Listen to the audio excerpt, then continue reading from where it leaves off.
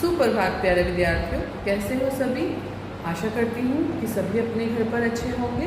तो आज हम अपने हिंदी लिटरेचर का पाठ तीसरा करने वाले हैं। पाठ तीसरा।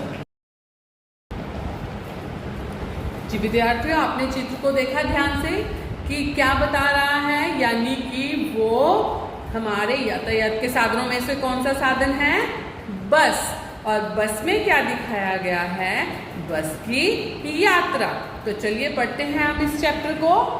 बस की यात्रा नामक एक यात्रा वृत्तांत है, यानी कि अगर बस का दिखाया गया है तो यानी कि इसमें एक यात्रा का वृत्तांत किया गया है, जो कि हमें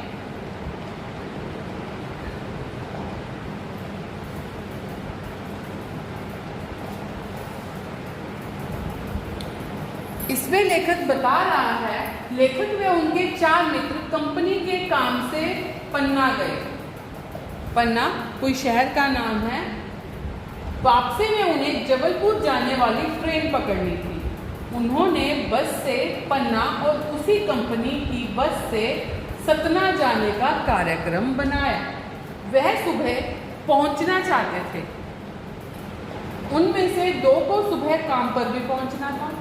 कुछ समझदार लोग ने इस बस से यात्रा ना करने की सलाह भी दी थी। लेखक ने देखा कि बस बिल्कुल टूटी फूटी तथा जर्जर दशा में, जर्जर यानी कि बेकार दशा में बिल्कुल थी। किसी वृद्धा की तरह वह सैकड़ों साल पुरानी हो चुकी थी।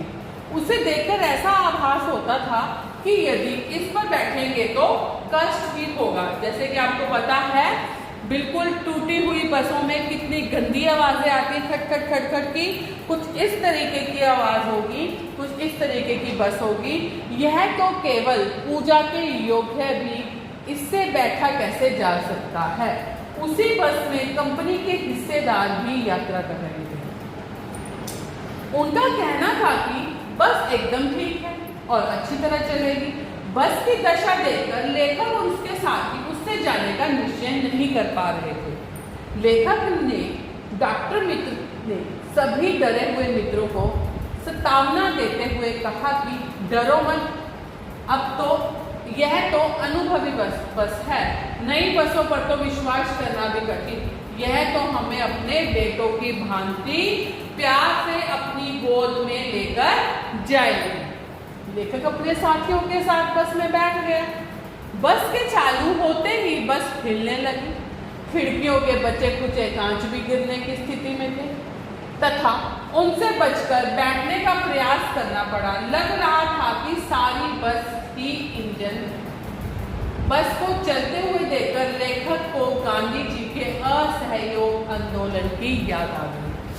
जिस तरह अंग्रेजों की गलत नीतियों का कोई देशवासी सहयोग नहीं कर पा रहा था, उसी प्रकार बस के अन्य भाग भी बस का सहयोग नहीं दे पा रहे थे। 8-10 मील चलने पर ऐसे लगने लगा कि लेखक टूटी सीटों के बीच कहीं अटका है। चलती बस अचानक रुक गई। लेखक को पता चला कि पेट्रोल की टंकी में छेद हो गया है। ड्राइवर ने पेट्रोल निकाला और नली के साथ इंजन में डालने लगा। लेखक को बस की दशा ऐसी लग रही थी कि वह बस चलने के काबिल नहीं। अब उसी पर यात्रियों को ढोना, उस पर अत्याचार करना। लेखक सोच रहा था, अब बस कंपनी के मालिक बस का इंजन अपनी गोद में रखकर नली से पेट्रोल उसी तरह पिलाएंगे जैसे माँ बच्चे को दूध पिलाती है।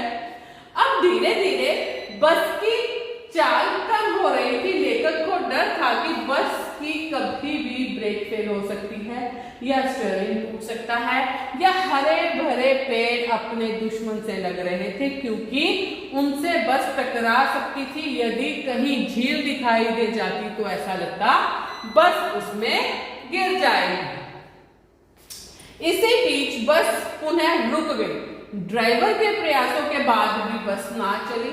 कंपनी के हिस्सेदार बस को फर्स्ट क्लास की बताते हुए इसे संयोग मात्र बता रहे थे। उस समय लेखक को कंपनी का हिस्सेदार बिल्कुल अंग्रेज अंग्रेज शासनकर्ता की तरह लगा, जिन्हें केवल अपना ही ध्यान था, भारतीयों की जरा भी परवाह ना थी।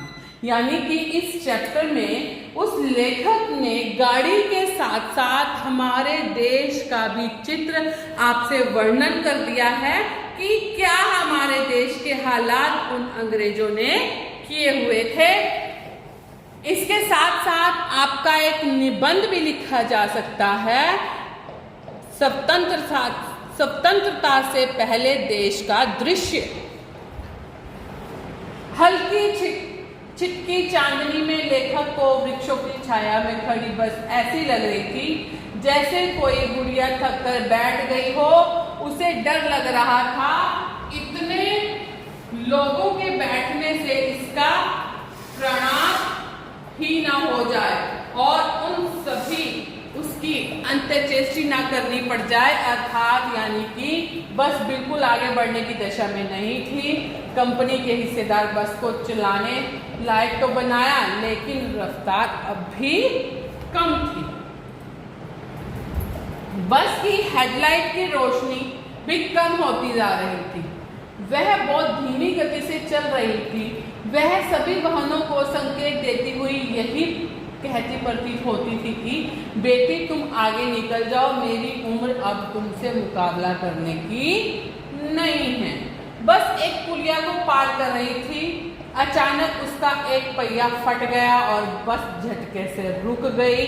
यदि बस स्पीड से चल रही होती तो उछलकर नाले में गिर जाती। लेखक कंपनी के हिस्सेदार को बड़ी श्रद्धा भाव से देख रहा था। वह सोच रहा था कि टायरों की इतनी खराब हालत के बावजूद वे यात्रियों की जान पर खेलकर उन्हें सफर करवा रहे हैं। उनके साहस और बलिदान की भावना का सही उपयोग नहीं हो रहा था।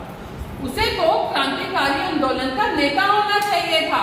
बस के नाले से यदि कोई यात्रियों की मृत्यु हो जाती, देवता बाएं पसारे उनका इंतजार करते और कहते कि वह महान आदमी आ रहा है जिसने बस के टायर खराब हो जाने के बाद भी अपने प्राणों को त्याग दिया। दूसरे टायर लगाने पे बस पुनः चल पड़ी। लेखक व उसके मित्र पन्ना या कहीं की उम्मीद छोड़ चुके थे। अब उन्होंने कुछ और भी अपने भाग्य पर छोड़ दिया था कि जहां ये बस पहुंच जाएगी अब तो वहीं पहुंचेंगे, कि पूरी जिंदगी इसी बस में बिताकर उस लोक को चले जाना है।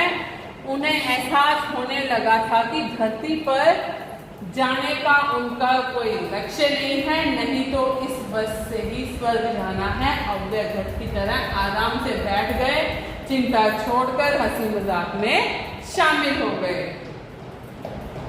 तो इस पाठ में जो कवि कहना चाहता है कि इस चैप्टर के दौरान आपको इस बस की यात्रा का वृतांत करते हुए उन्होंने देश का दृश्य भी बताया है कि कितना बुरा दृश्य था स्वतंत्रता से पहले। तो इसके साथ आपने निबंध लिखना है, ये आपको पता है आपका गतिविधि कार्य है, और साथ ही आपने अपनी उत्तर पुस्तिका पर एक बस की यात्रा का वृतांत भी छोटा अनुच्छेद लिखना है। सबसे पहले लिखेंगे हम चैप्टर नेम, चैप्टर नंबर, चित्र और फिर कठिन शब्द, वाक्य बनाओ, क्वेश्चन आंसर्स और आपकी गतिविधि कार्य अनुच्छेद बस की यात्रा का वृतांत। धन्यवाद।